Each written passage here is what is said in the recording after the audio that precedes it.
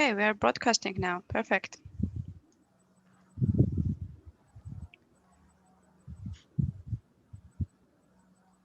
Hello, everyone. Thanks for joining. Just we'll wait for a minute, maybe, for all the attendees to join.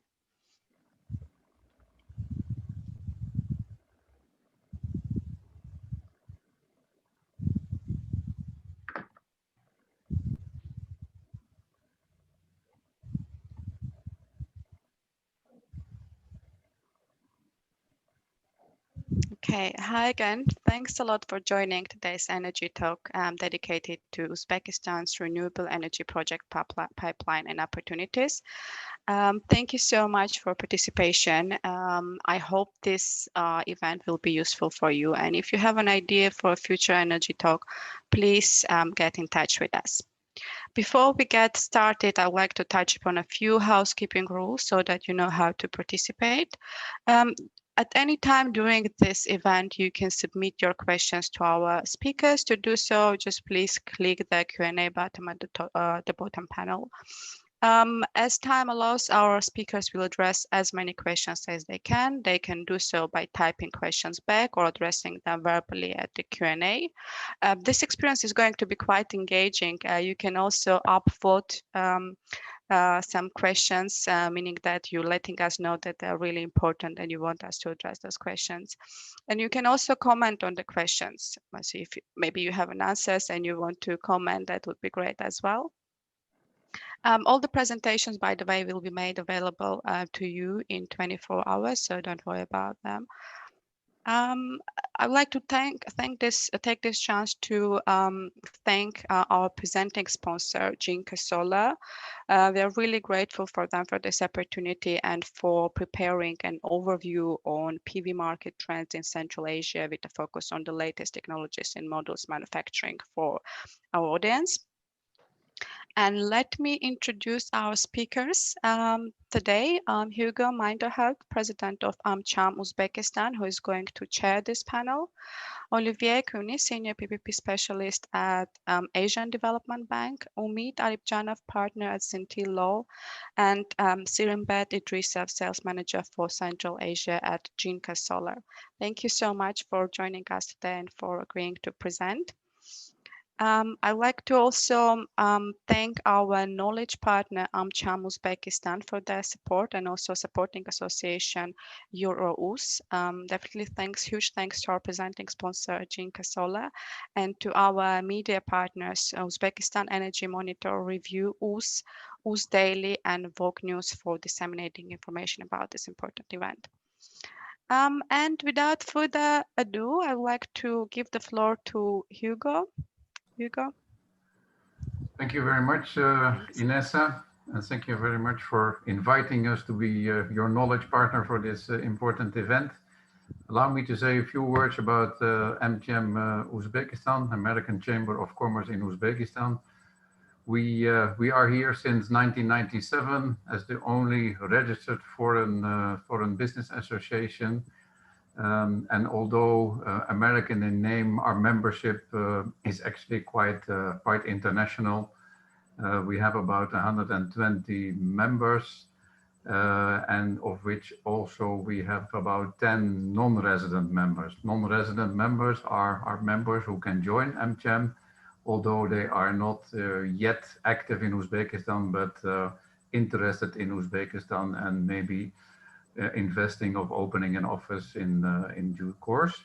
By becoming our members, they can already share in the benefits we offer and get to know Uzbekistan better. I'm very happy to say that we have an excellent dialogue also with the government of Uzbekistan. We are working closely together with them in the Foreign Investors Council, which has been set up with the help of the EBRD, the European Bank for Reconstruction and Development. And we are discussing at the moment many different topics. We also have about 10 working committees within American Chamber. To name a few, we have an FMCG committee, very active, IPR committee, tax and accounting, and an HR committee. Our counterparts from the side of the government are, of course, in first instance, the Ministry of Investment and Foreign Trade, but also, for example, the Minister of Labor, the head of our HR working committee has been asked by the Ministry of Labor to participate in a working group under the Parliament for upcoming changes in the labor law. So we're very pleased to see that we can play an active role and also share our thoughts with the government. But besides the MIFT, Minister of Investment and Foreign Trade and Labor, we also have had presentation from the Minister of Finance recently. And also not long ago, we had a presentation by the Ministry of Energy, by the first Deputy Minister, Mr. Jurabek Mirza Mahmudov, who is also the General Director of Uzatom Agency. So we are very happy to see that Uzbekistan is liberalizing in a very rapid tempo speed, and that we are also part of the dialogue which is ongoing in all sectors of the economy. This is enough about the AmCham Uzbekistan. I think, Inessa, we will go now to the speakers, who of course have a very interesting presentations. And I think the first one I will give the floor to is Mr. Umit Arebjanov, the partner of Central Law Firm. Umit, the floor is yours. Okay, thank you guys. I'm happy to step in, and I'm very much honored to basically begin the talk, although usually the legal part of any conference or any topic comes only after the general background information. So, but you obviously saw the email circulation by Inessa saying that there is an ambition plan on the part of Uzbekistan government to increase the generation of electricity through renewable energy projects, most notably from PV stations, solar and wind stations. So my part of presentation deals with the pipeline, how the government see it, how the government implements the pipeline of renewable energy projects. Of course, we basically have this a general plan of having 5 gigawatt of solar power capacities and 3 gigawatt of the wind capacities in Uzbekistan installed by 2030. But of course, it's important for most of the bidders and lenders and the contractors how the government implements the structure. So basically, in the legal world of Uzbekistan, you have a number of instruments. So we'll go through those instruments which were implemented in Uzbekistan so far. But at the beginning, let me quickly give you a brief about the statutory provisions that affect the renewable energy projects. So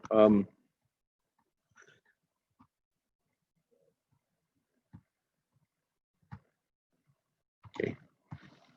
If you look at the number of statutes which were approved, you will easily notice that all of them are 2019.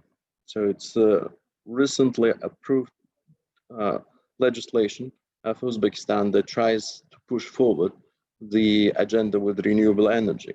The key takeaway from this slide is that the renewable energy law says that the tariffs need to be achieved by way of competitive bids, and there is a certain statute tax exemption for the generating facilities, like 10 years on property and land use tax. It's a tax holiday. We also have a new currency law which says that all tariffs should be in Uzbek sums and be nominated in Uzbek sums, and there is the price pegging to foreign freely convertible currency is prohibited.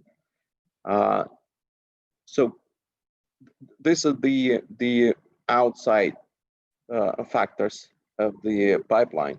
But if you look basically closely, you will see that there is a new PPP law that clearly says that the project can be tendered through the PPP law. And also we have a new investment law, which says that the government is authorized to enter into investment agreement with a particular investor on the renewable energy project, for example. So next, you will see the comparison of those two scenarios. And why I'm talking about that is that I'm often asked by the developers and lenders how these two scenarios sit with each other, how they interplay with each other. So basically, you choose either one. You cannot go through both for a particular project. But of course, a developer usually is not restricted to negotiate with the government directly and in parallel to participate in the bid. So basically, we have bilateral deals and tenders. Tenders may be conducted either through the PPP law or through the public procurement law. If you look on the cases that listed in the first part, is that direct negotiations resulted so far with Total Eren, Masdar, and Aqua on wind and solar projects, and they were structured as a direct deal, bilateral deals with Uzbekistan without the tender. However, at the same time, we have tenders, and the government mandated 3 gigawatt of the renewable energy program to DFIs, development financial institutions like IFC, ADB, and ABRD for 1 gigawatt each. And IFC came first with the scaling solar product, which they sell. And ADB is, of course, is an active player right now with the solar program. And one tender is already is done with the pre-qualification. And another one is coming probably with expression of interest, but my colleague Olivier will, of course, elaborate on this later. So second part is how we achieve this, is that really for bilateral deals, it's an administrative decision, a decision of the public sovereign, which is usually achieved during the state visit, for example, and where the Minister of Investment and Foreign Trade, of course, takes the leading role. It's in individually negotiated contracts, although they often use the precedent documents which were developed by, again, DFIs like IFC and ADB. For tenders, it's clearly a commercial decision. There is nothing else than a lowest tariff, which usually a factor. And of course, it gives more sense of commercialization or monetization of the project to this route particular. And the tenders are based on the standard package deal, meaning that there is a standard package of documentation which is globally or internationally recognized and accepted by lenders and is known to the developers. And they accept it without any deviation, basically accepting as is. And this standard documentation is pretty much balanced in terms of risk allocation.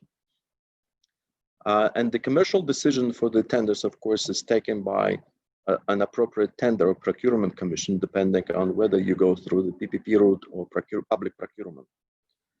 And of course, we differentiate these two routes by applying a different set of legislation. In case of bilateral deals, you have the investment law, new investment law that applies to the deal, and it's endorsed by the presidential decree. With the tenders, you obviously follow the requirements established by a new PPP law or public procurement law, and the results of the tender are also endorsed by the presidential decree. These two routes are different in terms of the approval processes. In case of the tenders, you have the certain procedure, internal procedure for government to approve. For example, the PPP concept needs to be approved for the PPP project, or terms of references need to be coordinated for the public procurement. There's also an appointment of the public partner, and a big role of PPP Development Agency in the PPP law procurement process. In a bilateral deal, however, it's totally internal, since these deals are literally bilateral. They're not publicized or not public. You don't see them as a public consultations, for example. You don't see the announcements like you do in the public tenders. The bilateral deal for the investment law also requires the development of a business plan, or we call it locally PTO. It's like preliminary feasibility study, and coordination of the draft of the investment agreement between various ministries. Further, there is obviously a big advantage of having the tenders, is that you have a predictable procedure of going through the expression of interest, RFQ and RFP, while in a bilateral deal, there is no really a timeline and there is no milestones. So nothing is basically tailored around the procedure, and you go again privately with the government. Nothing is published, nothing is negotiated, nothing is made public and discussed with the external, like with the a wider public. Individual negotiations, of course, are usually preferred by the investors because they don't need to go to a public tender. But the key point is about the tariff arrangement, is that you cannot really, in individual negotiations, you cannot really achieve a competitive tariff arrangement because you don't compete with anyone. So actually, the public tenders, which were conducted by development financial institutions, established a benchmark for the bilateral deals. In other words, you cannot avoid, of course, the public tenders. They establish the benchmark, they establish even standard documentation. And the biggest advantage of the public tender in this sense is that as a developer, you have a much lower transaction cost, because most of the job is done by the development financial institutions and by the government. For example, the standard package of documentation, the data uploaded on the virtual data room, or even land allocation, and of course the due diligence report are mainly done by the development financial institution, not always, but mainly. While in individual negotiations, they may, again, without the timeline, they may last, for years. It may take the developer a lot of costs in connection with negotiations of the government, with the drafts being ping-ponged from one side to another for several months until they are finally negotiated. So it's a big high transaction cost. So in a sense, you either compete with a low transaction cost or you do not compete with a high transaction cost. And of course, nothing is promised at the end of the process, because even if you negotiate with the government your individual deal under bilateral arrangement, no one says you will ever achieve something.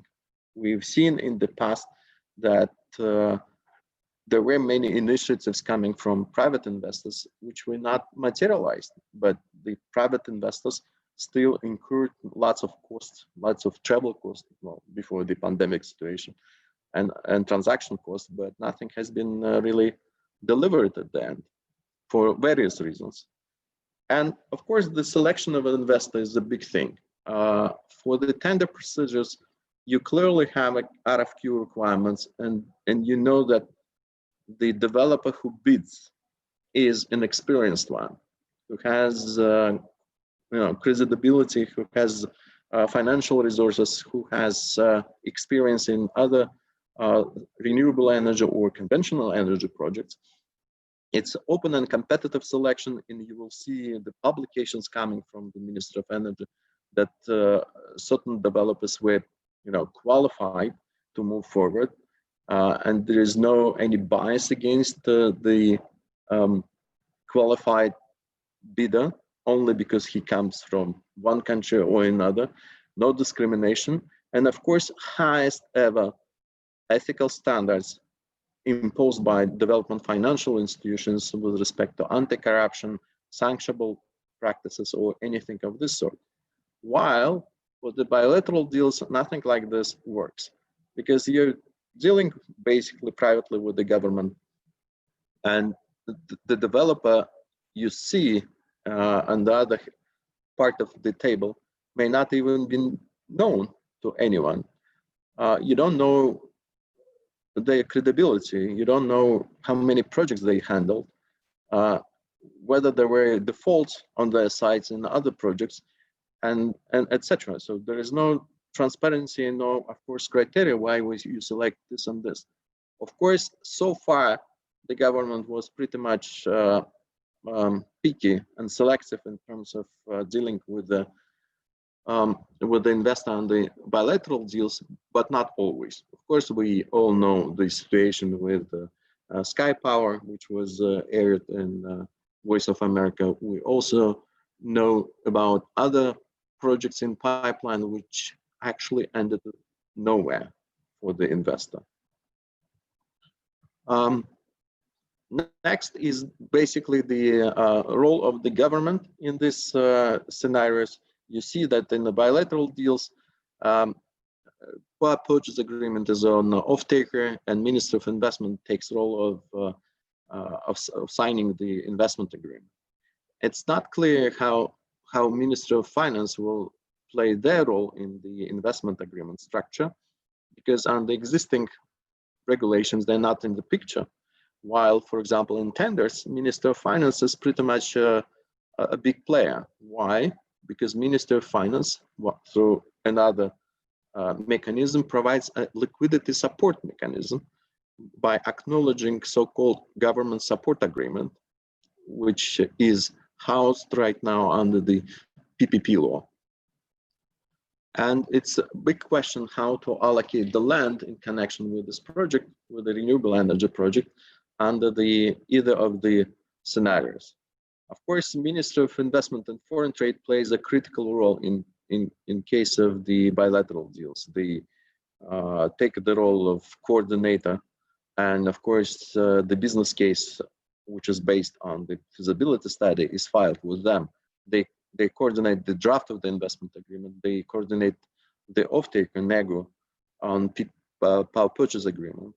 While in tender procedures, for example, PPP Development Agency plays a critical role in terms of the PPP concept development or approval and elevation to the Cabinet of Ministers, concurring with the tender documentation and maintaining the registry of the PPP projects, which again are public, as compared with the investment projects, which are, you don't see the pipeline of investment projects. The government plays pretty much active role.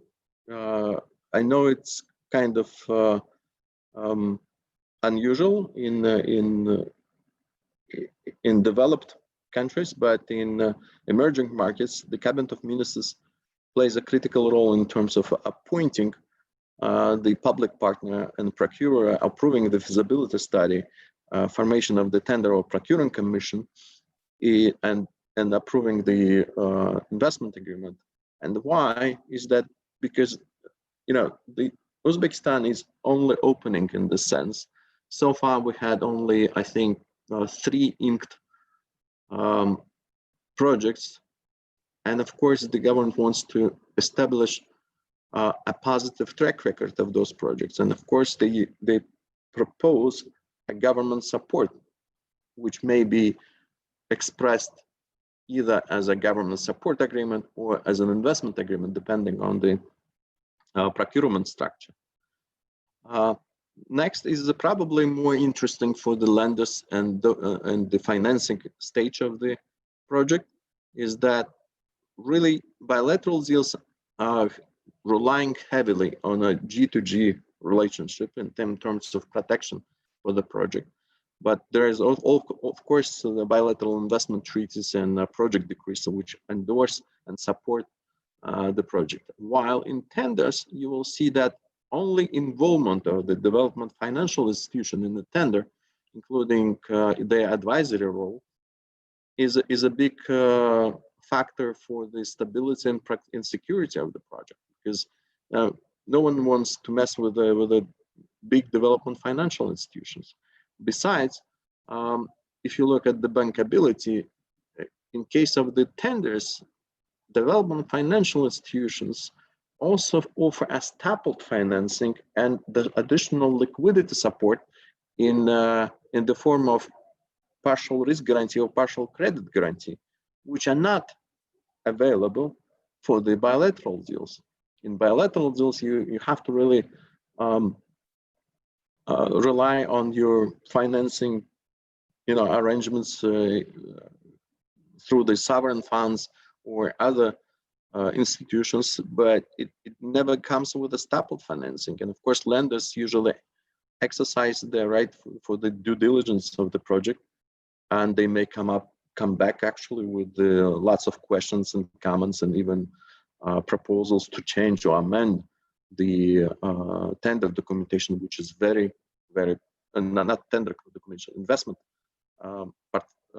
investment agreement, which is not usually easy to implement. And of course, you don't get the sovereign guarantee for bilateral deals, while in tenders, it's basically backed up by the PCG, PRG products indemnity arrangements with the development financial institutions. So I would assess that bankability for the tender project is much more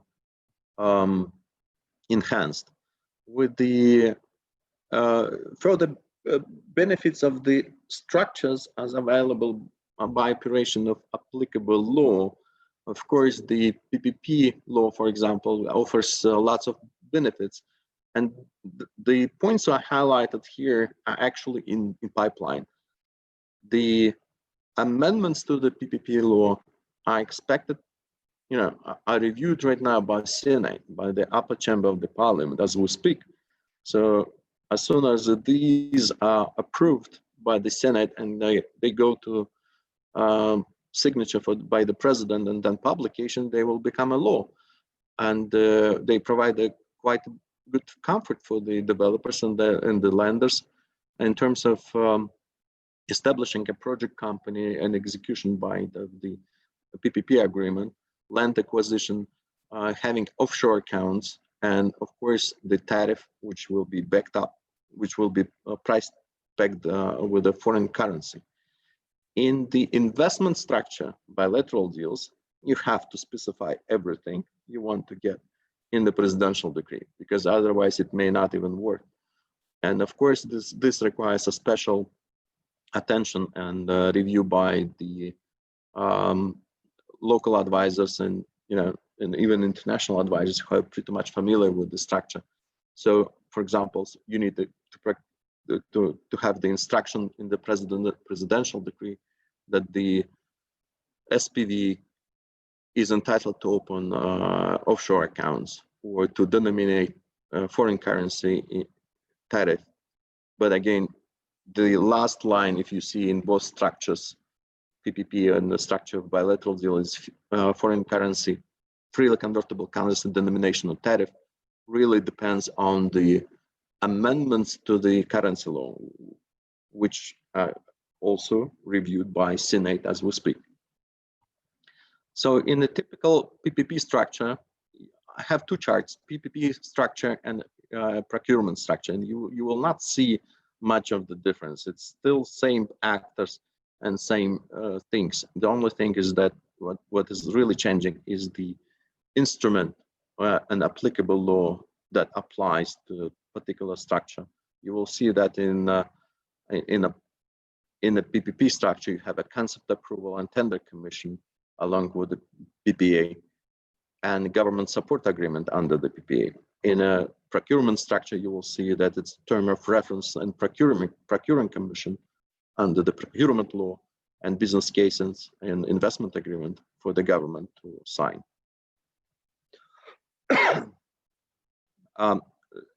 This is pretty much brief about the tender procedures, and it's internationally acceptable stages, like you have the expression of interest, RFQ, and stage 2, sorry for the type, it's RFP, of course, and the timing. And of course, the timing for the energy projects are much longer. So we easily satisfy the requirements of the minimum calendar days for certain stages. And procuring commission or tender commission needs to be, of course, established. It's not always a public partner strategic enterprise which procures the project independently. So it goes, hand by hand with other ministries and state authorities, and you will see them listed in the tender commission composition. And of course, I think this is the last chart, is that as we speak, and as mentioned earlier, the government of Uzbekistan is very much committed to reforming the sector. So we have a lot of new amendments coming. And to watch out, of course, it's a currency law to be amended to allow denomination of tariff in foreign currency. It's PPP law to be amended to allow and resolve lots of bankability issues, and grid code, which is expected to be adopted sometime soon. In the PPP law amendment, particularly, you will see that it's aimed to be more discretionary and allow the certain concept to be finally introduced and validated by the statute, including the multiple party on the public partner, or payment in foreign currency as a carve-out from currency law, and introduction of SPV to ensure bankability of the projects. I think this is pretty much it. But of course, I didn't touch certain legal points on bankability of renewable energy projects. But of course, this is totally a separate topic to cover. And if anyone has any question, I'll be happy to pick them up.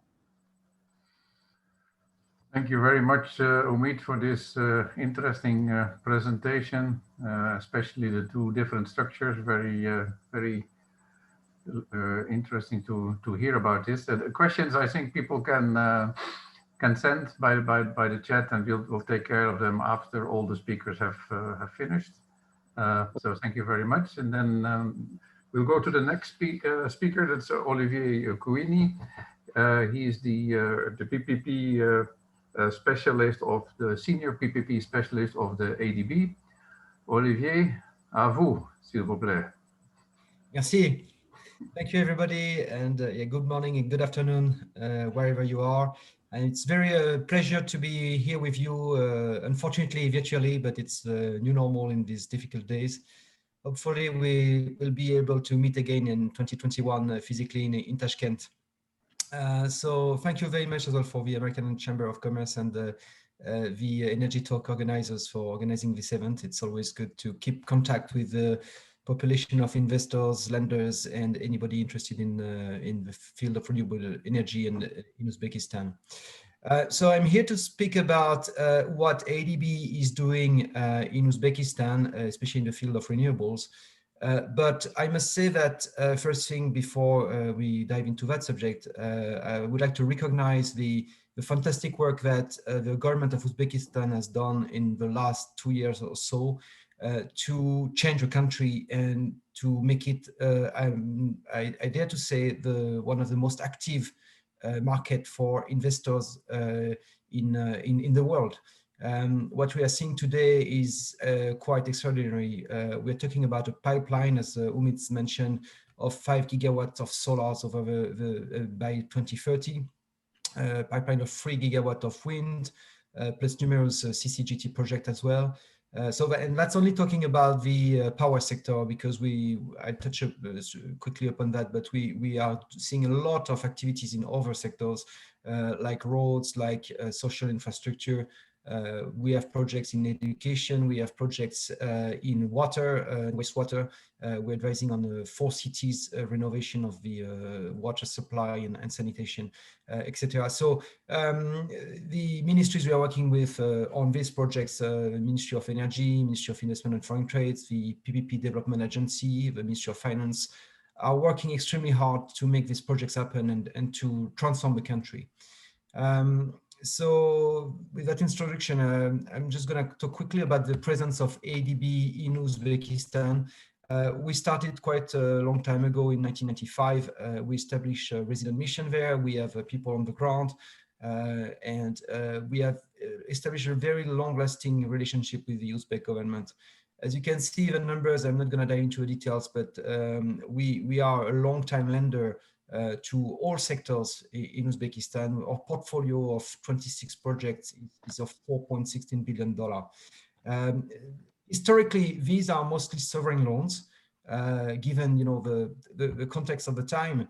But now more and more we see opportunities of private sector investing in Uzbekistan, and ADB is accompanying them. So we have our colleagues from the private sector departments are now lending to private sector projects.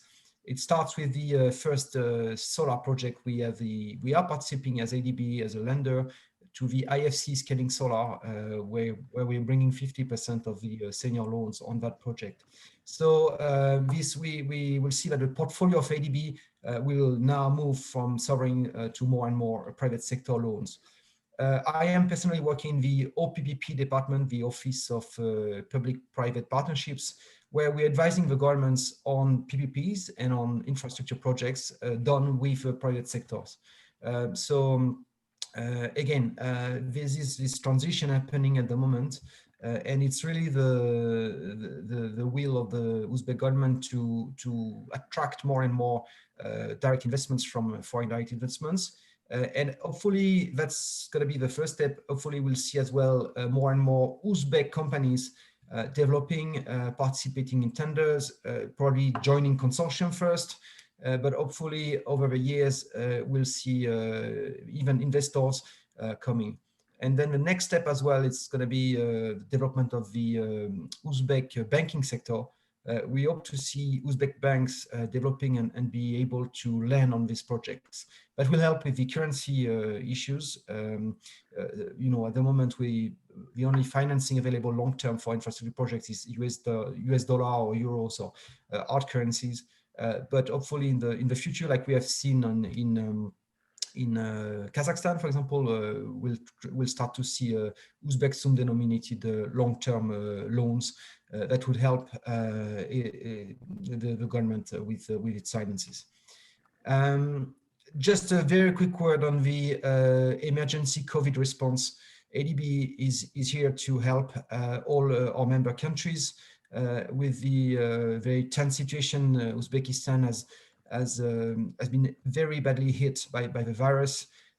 All my friends and colleagues I'm working with in Uzbekistan nearly most of the people I know in Uzbekistan have been sick and hopefully have recovered. But ADB is here. We have disbursed a significant amount of loans to Uzbekistan to help with the crisis, to fund emergency masks and all these equipments, set up emergency hospitals. And hopefully we hope that the vaccine will come very soon and we can go back to a normal life. This is the snapshot of all the activities we're doing mostly in the private sector, actually, in Uzbekistan. But we are supporting all the spectrum of activities. So we have these like more structural reforms, and here I didn't even talk about the power sector reforms, but my colleagues from sovereign departments have advised on the unbundling of Uzbek Energo, on the power plan, expansion plan, etc., etc. But here, focusing on the private sector aspects, we have been advising the government on the changes in the PPP law. So the first law, but then the amendment that Umid has been talking to. Then it will be followed by bylaws as well. And we as well doing a lot of work building capacity within the government. So we are funding advisors, special experts in PPPs, for example, or in private sector matters that are. So we have grants available for that, and they are working with all the entities in Uzbekistan, the Ministry of Energy, the PPP Development Agency, etc., to train the people, and now we can see actually that the civil servants of Uzbekistan are becoming proficient in all these private sector matters, and start to lead the projects themselves. So it's really a great achievement, and I want to recognize their amazing efforts. On the power and renewable side, so we're going to talk in more details of the 1 gigawatt solar program that ADB is leading. But again, I think we don't call it the ADB solar program because it's really the Uzbekistan solar program. Whatever IFC, EBRD, ADB is doing, or we are working toward the common goal of Uzbekistan developing their own program. So today there is a lot of work being done into harmonizing all the different programs of the IFIs, and that we develop a real Uzbek model that is the best for the government and for foreign investors.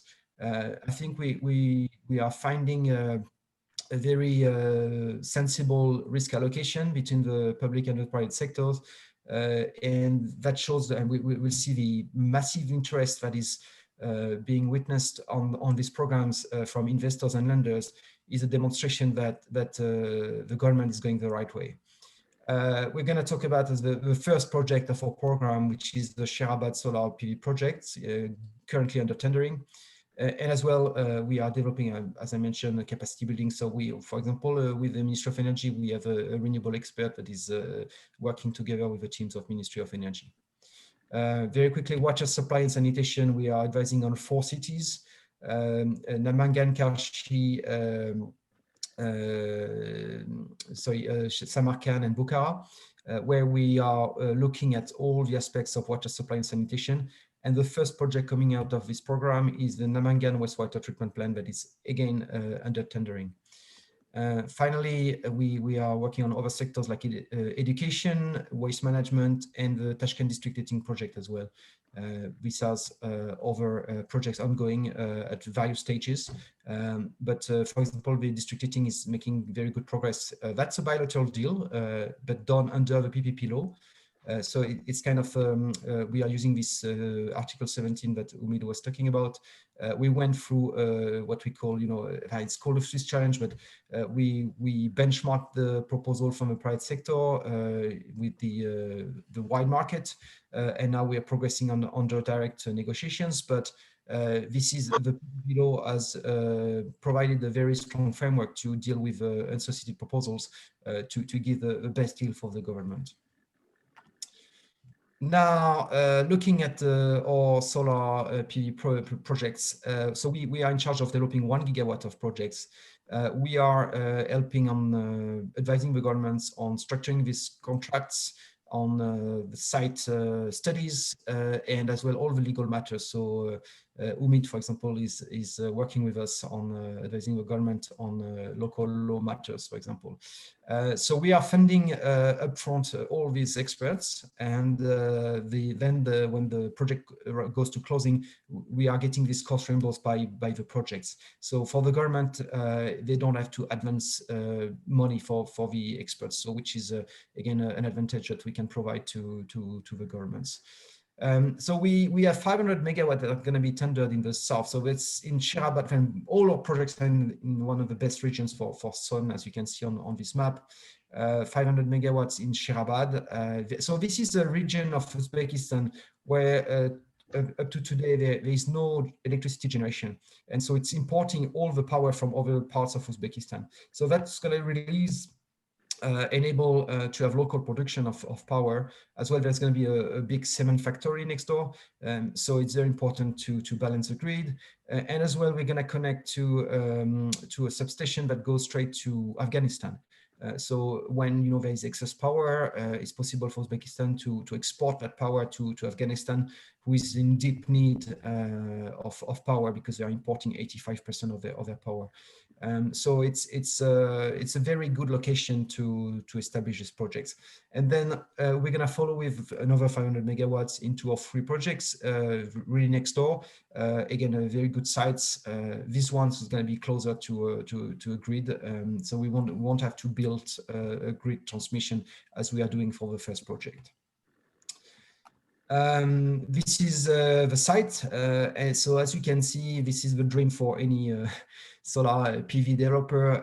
It's really it's a wasteland. There's absolutely nothing there. It's very flat, and it's ideal conditions to build a solar PV plant. We have the first project will have 600 hectares available for the developers, and we are talking about a minimum of 200 megawatts. So bidders will be capable of optimizing their bids with the land we are giving to them.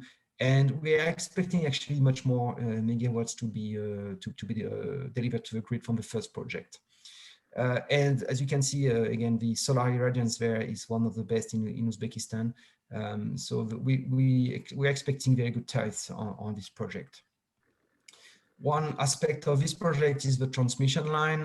We have to build a 52-kilometer long transmission line to connect to the Shokan substation, which is the one I was talking about, with exporting to Afghanistan, and it's connected to the entire grid of Uzbekistan. But this, we are going to follow the path of an existing transmission line, and we have done all the preliminaries environmental studies there's going to be a minimal impact on environment from this project. Which is obviously something that we as ADB is something we always look very careful at. So environmental and social impact of our projects is very important. And to mention that we are introducing as well an innovation in power projects. In our PPA, we are including for the first time a gender-based clause. We are promoting, an inclusion of a gender component in our project to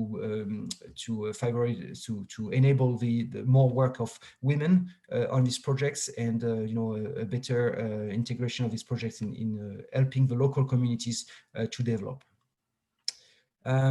So going quickly through the components, and I won't bore you with all the details.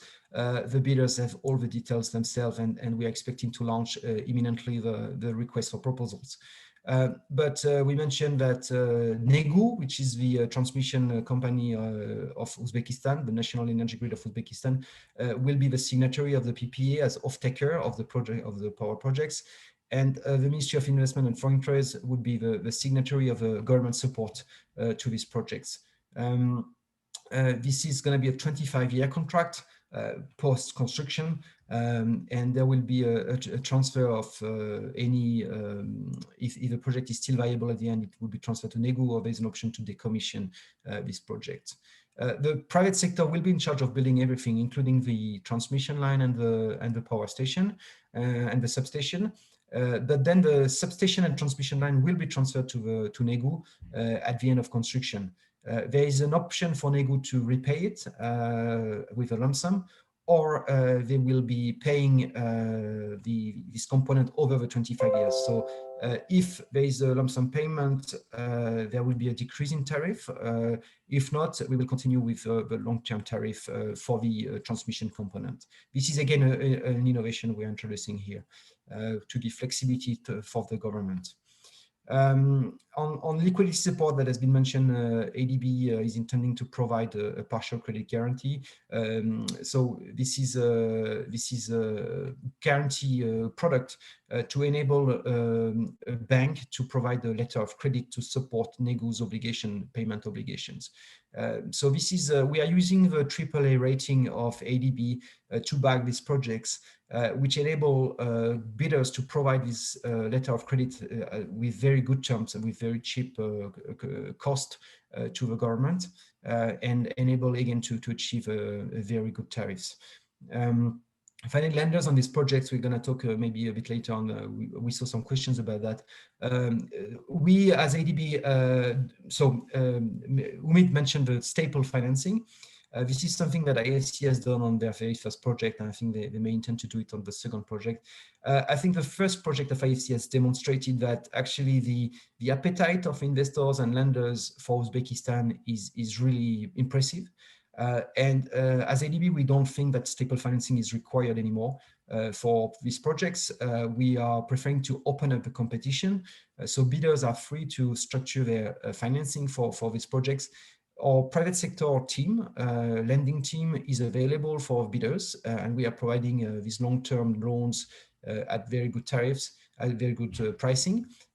But again, my team, we have an ethical wall between our teams, and my team is competing with other lenders to get the lending portion on these projects. And so we think that's going to help decrease the tariffs. And we expect to see more type of lenders coming to these projects. It would be fantastic to see export credit agencies coming to the market, and even commercial banks. And we understand some projects have attracted that type of financing. So more exciting development for Uzbekistan. Umid talked about that. So this is a very standard project finance structure that we are using. So I won't dive into that. It's very standard provisions that we have been used on other projects as well. Finally, a snapshot on the current tender on Shirabad. So we had 54 companies and consortia. So actually in total 66 companies expressed interest in February for a project.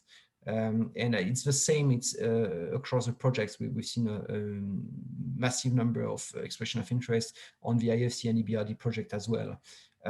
We have actually set up quite tough pre-qualification requirements, because obviously we want to manage a number of bidders that is manageable. And so, but we just have published the list of pre-qualified bidders. And we have 11 companies and consortia who have been pre-qualifying. You can see the list there. We have investors from all over the world, from the Middle East, from China, from Japan, from India, from France, from Norway. So I'm sure I'm missing some of them, but you can see that we are not lacking of interest. And all these companies have demonstrated that they can achieve extremely good tariffs on this project. So this is very important for Uzbekistan, who is going through these sector reforms, where we need to move away from subsidized tariffs to the population. So the government is trying to lift all these subsidies, and that would obviously automatically become an increase of tariff for the population. So the new power generation that is coming online is actually below the retail tariffs. So that will help mitigate this tariff increase. And that's for the benefit of the general population in Uzbekistan. And that's what we are working for. Finally, I think I saw a question about that. RFPs for all projects will be launched in December. We can see that the government is working very hard toward that. We submitted our documents for approval, and there is a tender commission sitting today about this project. So we can expect potentially next week a launch of these projects. We intend to give 3 months for bidders to bid. Given the difficulties with the COVID situation, so they will have 3 months to structure their bids and submit their bids, and then we hope to be closing these projects next year. Maybe PPA signing by April or May, and financial close before the end of 2021, which would start construction. We expect 15 months of construction for this project. So that means, in less than 2 years to 2.5 years, we could have 200 to 300 megawatt delivered on the grid of Uzbekistan. Just final words before we move on to other presentations. Just a few words on the other tender that we are doing at the moment in Uzbekistan. It's a wastewater treatment plant in Namangan. So it's part of this 4 cities water sanitation projects that we are talking. I mentioned before. Again, so very strong interest from companies. We had more than 20 companies expressing interest, and currently we expect the RFP to be launched early next year. That's going to be a PPP project as well, tendered under PPP law, and that shows that the power project has been pioneering private sector investments in Uzbekistan, but now all the sectors of Uzbekistan will witness these projects, and we think it's a very good development for the country. Thank you, everybody. We'll be happy to answer any questions following the presentations. Thank you very much, Olivier. It is very good to see that there is so much international interest in this project and in other projects as well. I'm very glad to see that. And as you mentioned, the area which has been chosen is also very important for Uzbekistan and an excellent choice. So thank you very much once again for your presentation, and questions can be sent already, or we'll take them after the last speaker of today, which is Serimbet Idrisov of company Jinko Solar. Once again, Serimbet, thank you very much for being the main sponsor of this event. And please go ahead, the floor is yours. And if Olivier can remove his presentation, then Serimbet can put on his. Good day, everyone. Thank you, Hugo. It's a big honor to be on this event together with Umit, Olivier, Hugo, and organized by the Energy Invest. I'm going to open my presentation now. One moment.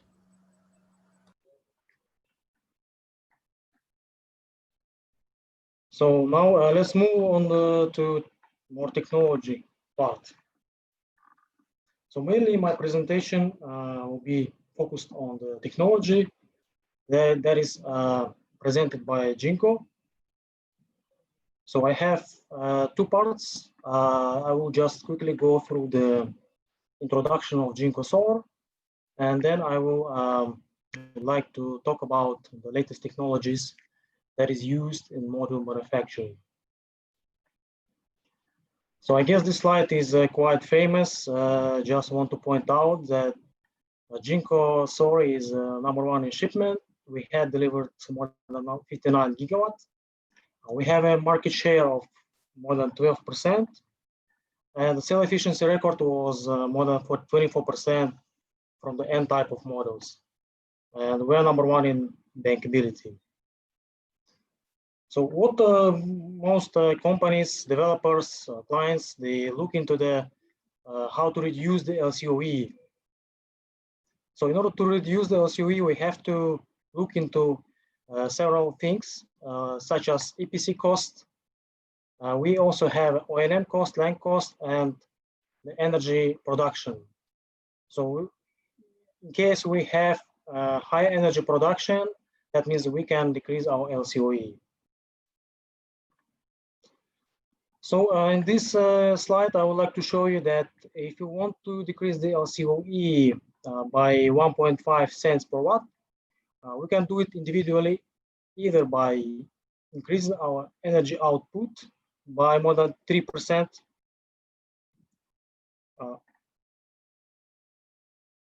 Sorry, one moment.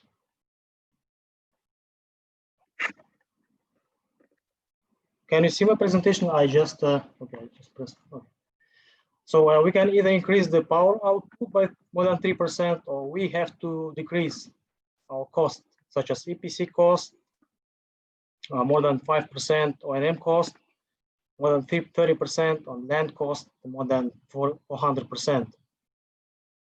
Since we are talking about Central Asia, what cost could be actually decreased in this case?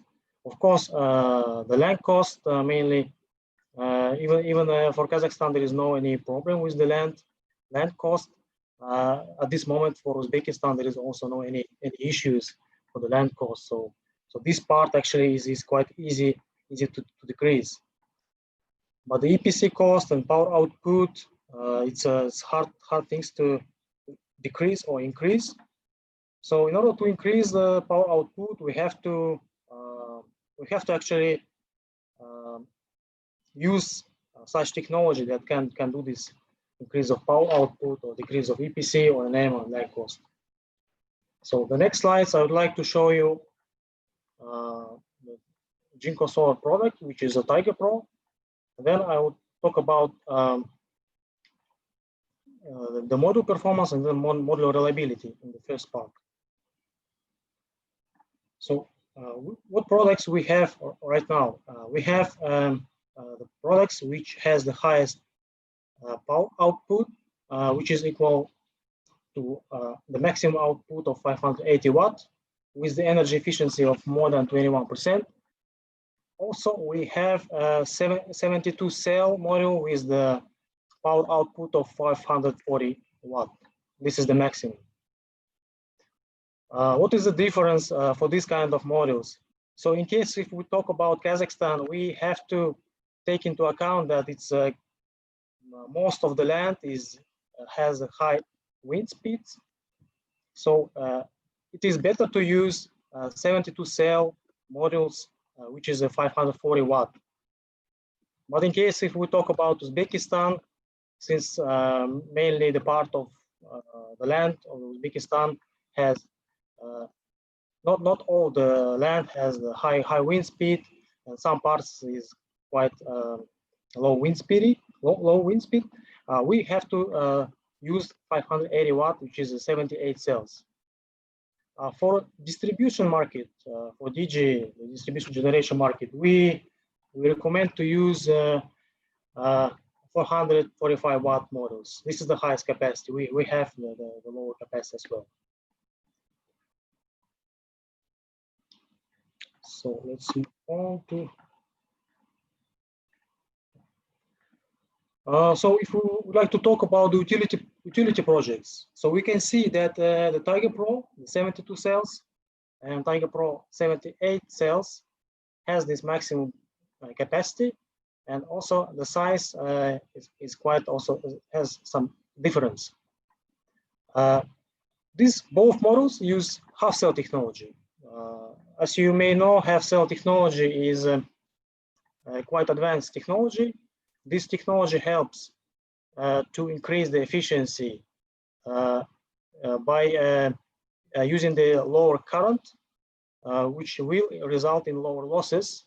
And in this case, we have a higher efficiency and higher power output. Besides, this is the multi-bus bar technology. We use a 10 bus bar technology, which is not the highest one, but this is the optimum one used. Also, we use the tile ribbon technology. The tile ribbon technology is the technology that actually also has higher efficiency, just because the cell they're actually they stay to each other much closer. What we can say about the advanced warranty, if we compare these Tiger Pro models, we can say that if we compare it with let's say Cheetah models, we can see that the degradation actually improved. If for Cheetah we had 2.5, for Tiger Pro now we have 2%. Annual degradation also improved. If before we had 0.55%, now we have 0.45%. This will result in higher power generation, of course, in the end of this the time period of the project. We have 25 years the warranty for the monofacial models and 30 years for the bifacial models. By this slide, I would like to tell that we have this IAC reliability test result, which is should not exceed this 5%. If we take, let's say, degradation test or temperature or any other test that you usually use for the modules like hotspots, we actually don't reach this 5% point. So next, regarding the Tiger Pro models, I would like to tell you about the cable loss. So this cable loss is actually one of the main criteria when you consider using the modules. This is related to the current that flows. Usually we face this kind of questions from our clients. So they say that if the model is bigger, that doesn't mean that that's better for the project. And in case the high voltage and the low current will be better than high current with the low voltage. And in case the increase of modules on one string to actually reduce the cost of tracker, is this true? So in order to answer these questions, we have prepared following slides. So we compared our 182 millimeter cell size module, which is a 535 watt power output with 210 millimeter cell size model. If you take these both models, we can see that the total power and total number of modules for the 182 millimeter will be higher than for the 110. But when we come to the performance ratio for 182 will be a bit higher than 210, and this a little change is actually it is advantage for the 182 millimeter models if you compare with bigger size like 210 millimeter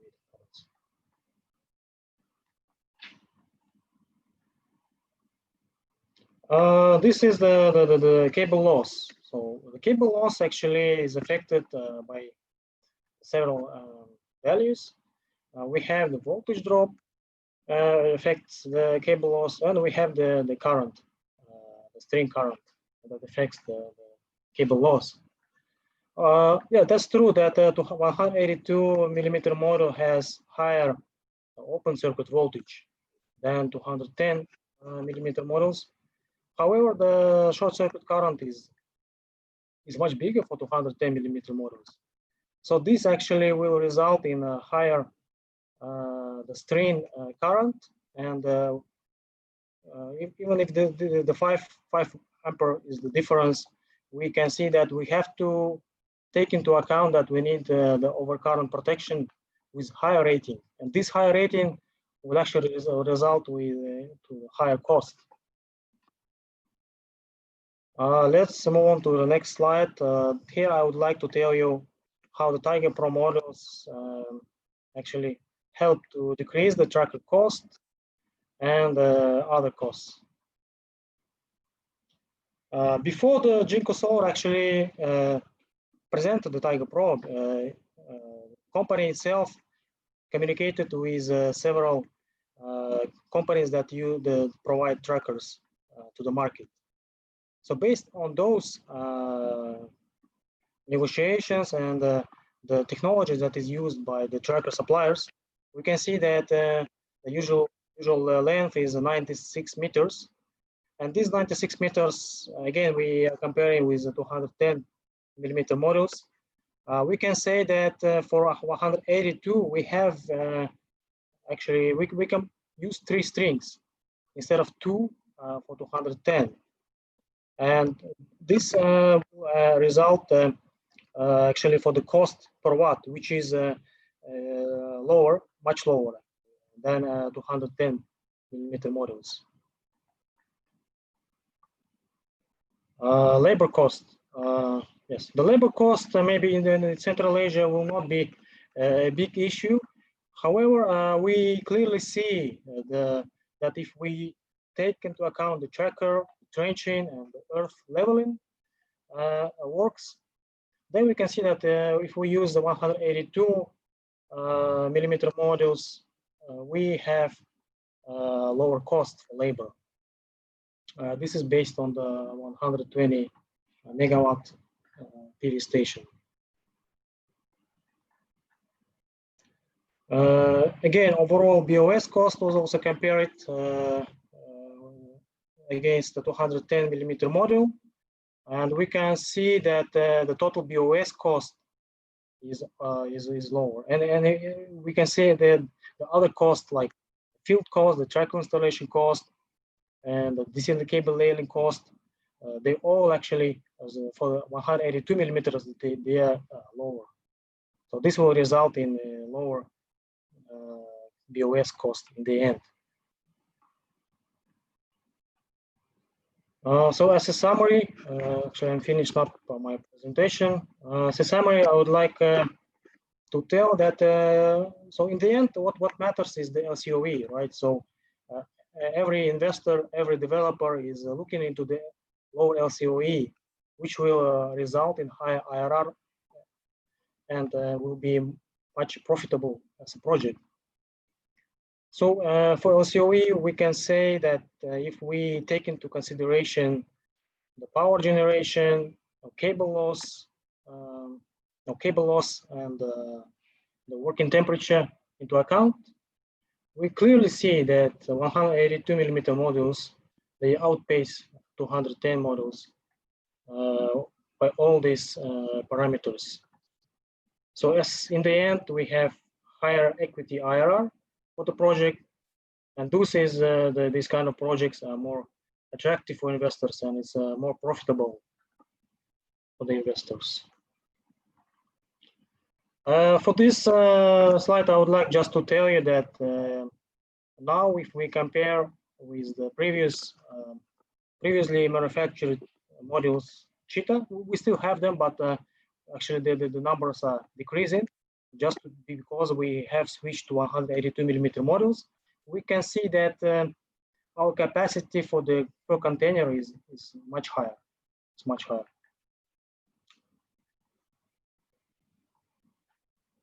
So as a summary, I would like to tell you that of course this 182 model has many advantages, and as I mentioned before, we have the tracker cost, the better tracker cost. We have the compatibility with mass-produced inverters, mainly supplied like Huawei or Sangro inverters, and this will result in a high customer acceptance in the end. Since we have lower current, we have the higher cell yield, we have the better production efficiency for our models. And also the lower current protection cost, as I mentioned before, that for current protection we have lower current, that means that we have lower cost. So this is the end. Thank you very much for your attention. Thank you very much, Sirenbet. I must say, a whole new world has gone open for me. And I think if I understood 5 to 10% of it, I think it's a big achievement for myself. But I'm sure that all the experts who are online found this very informative. So thank you very, very much for this presentation. Questions and answers. We will start with a few questions and answers which has been sent beforehand. Let me try to find them, if Inessa doesn't oppose. First question was from Alistair Wishart. What do the panel see as the main challenges for project financing of Uzbek renewable energy projects? Maybe Umit, can you answer this one, please? Just a minute. Can you come again? What does the panel see as the main challenges for project financing of Uzbek projects? It's a topic for a separate presentation, which will take probably more than 1 hour. But basically, in short, is that entire legal framework in Uzbekistan is quite conservative in a sense of regulatory regime. For example, offshore accounts, how to pledge them, how to use the rights of step in, step out, how to replace the operator. So there are many issues which were actually addressed in previous project finance projects, including those with the assistance of Asian Development Bank, particularly for the Surgil project. It's a huge petrochemical project in Uzbekistan. And all of them were addressed only through a separate, I would say, so-called organic decree of the president that allowed a deviation from a legal regime, like, allowing the project company to open offshore accounts, allowing them to pledge the accounts, allowing them to use IFRS, allowing them to issue, for example, power of attorneys for the potential exercise of step-in rights, allowing to disburse foreign currency from accounts offshore to the subcontractors to pay to the lenders from that account, etc., etc. So basically, it relates to the quite conservative view on currency regulation. And to do the project finance, typically you need to seek a carve out from a general application of currency law. And of course, these carve outs are offered either by way of the investment agreement in bilateral deals or by way of the government support agreement in the case of PPP projects. And those carve outs or those benefits for the projects seem to be individual, and they are endorsed by the presidential decree. Only this way that it works. So basically, it's still doable. You can do it, but it requires an extra effort. Okay. If I may add to that, Hugo. Yeah, please go ahead, Olivier. I think first thing is that we have seen the first IFC scaling solar project is about to reach financial closing, and as well over some bilateral deals as well.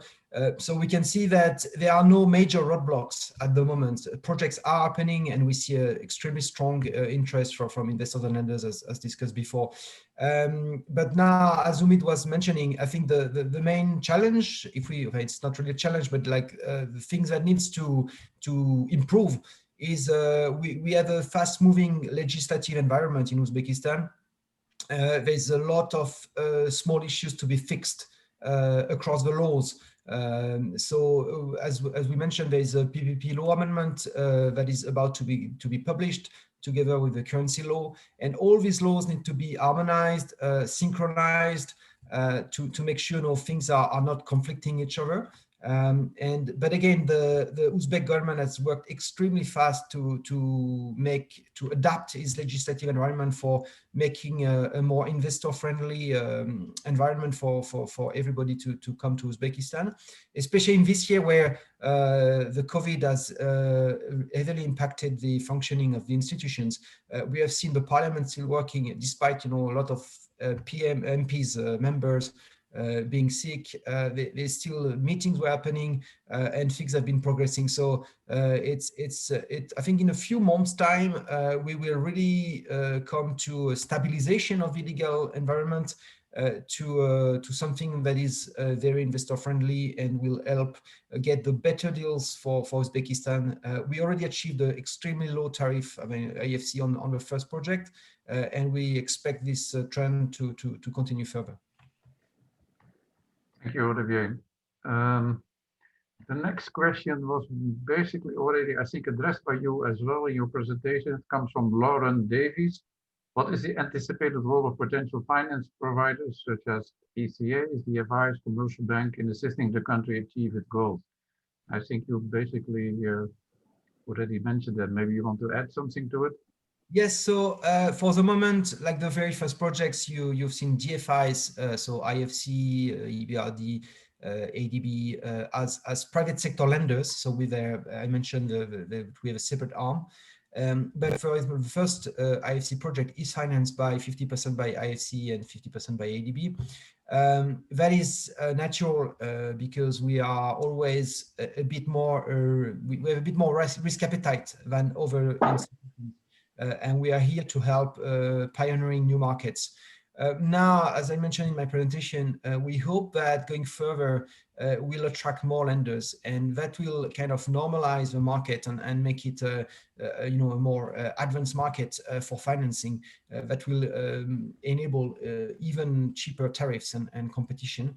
One category that would be very interesting to see coming to Uzbekistan are ECAs, export credit agencies. So these are the institutions who are basically helping their own contractors to sell technology and products to other countries.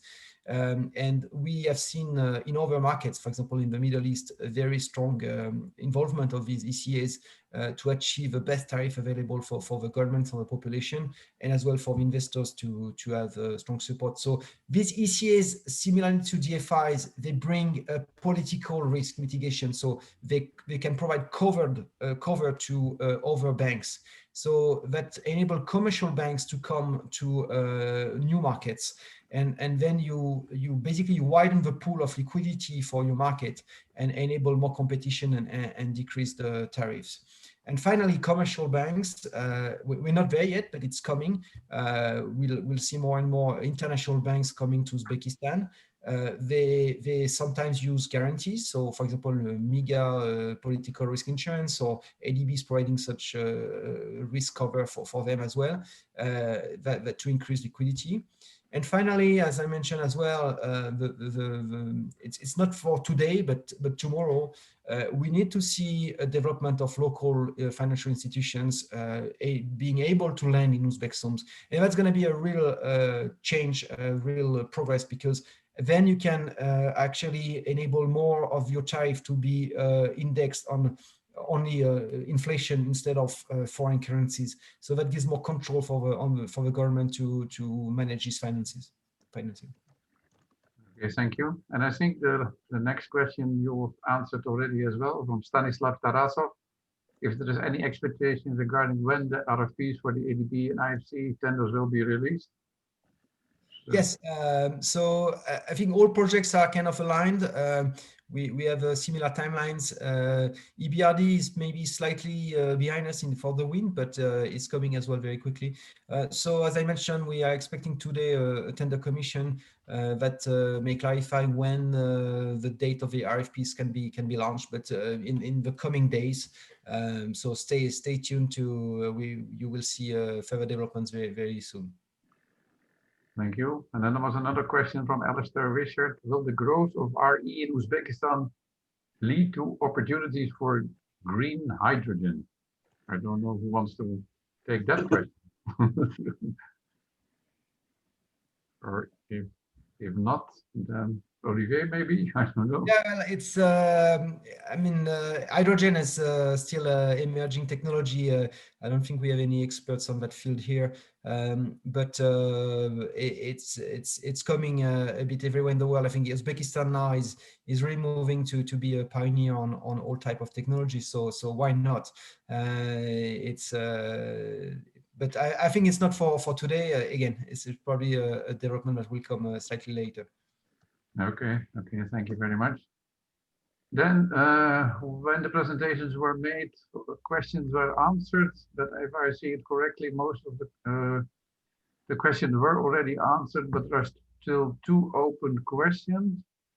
Van Aksama Mailova, in case of successful implementation of projects, can available unbundled energy attribute certificates in Uzbekistan, EAC. I don't know what it is, but maybe Olivier? I guess it may refer to the type of energy certificates that you can see, green energy certificates you can see in developed countries. There is no such plan, as far as I know, for the moment in Uzbekistan to implement such regulations.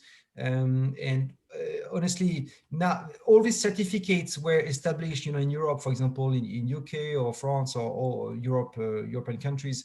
At the start of when these green technologies were emerging, and the cost was not competitive compared to fossil fuels. So governments tried to put in place legislation to kind of subsidize these technologies to make them happen. Today, we can see with the first project in Uzbekistan reaching 2.7 cents per kilowatt-hour. We are already at grid parity. Actually, we are sometimes cheaper than fossil fuel technologies. Coal-fired power plants are not competitive anymore against this type of projects. The only thing that needs to be managed is the grid stability and the intermittency of renewables. And I think the main revolution that we are waiting still to be, I mean, it's happening, but it will be developed more, is the batteries.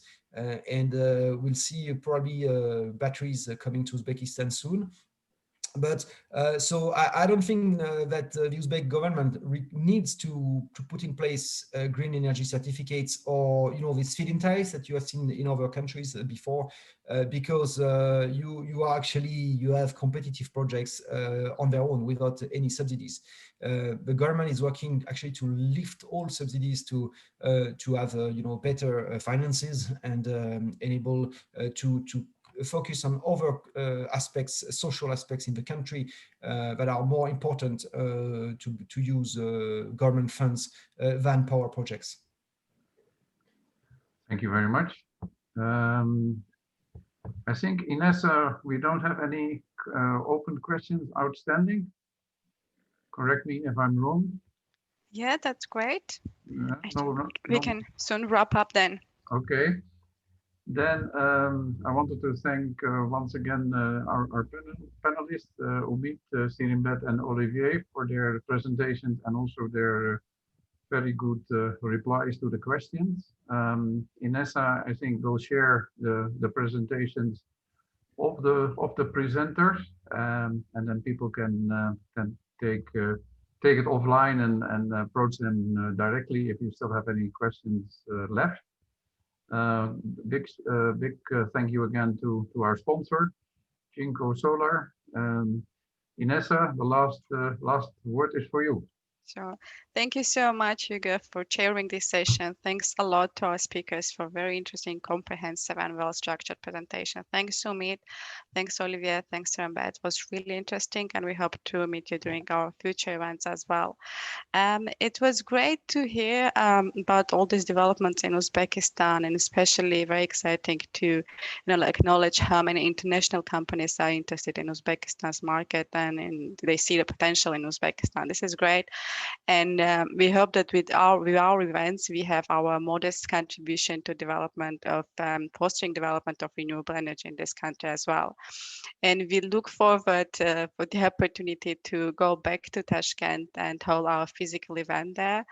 Hopefully in 2021, we'll be in a position to go back there. But for now, we're organizing our energy talks, which I think is great opportunity to again stay connected and to learn about all these developments. So thanks a lot. Thanks again to all of you. Special thanks to our presenting sponsor, Jinko Solar. And if you find this event useful, just to let you know that next week we are going to have another energy talk again dedicated to Central Asia. We will primarily focus on solar PV growth this time, but not only in Uzbekistan. In case of Uzbekistan, we covered quite a lot about ADB's program. Next week, we are going to focus more on IFC scaling solar. And we're also going to cover developments in Kazakhstan. And again, this will be, update on ongoing and planned solar PV projects, bankability of projects in emerging markets, and also technologies that are available. So if you're interested, please register. You will receive the link after when you leave this webinar. We'll receive the link for registration to another event. Stay tuned. Thank you so much. And see you next week, hopefully. Thank you. Thank you. Thank you. Thank you. Bye. Thank you. Bye. Thank you. Bye.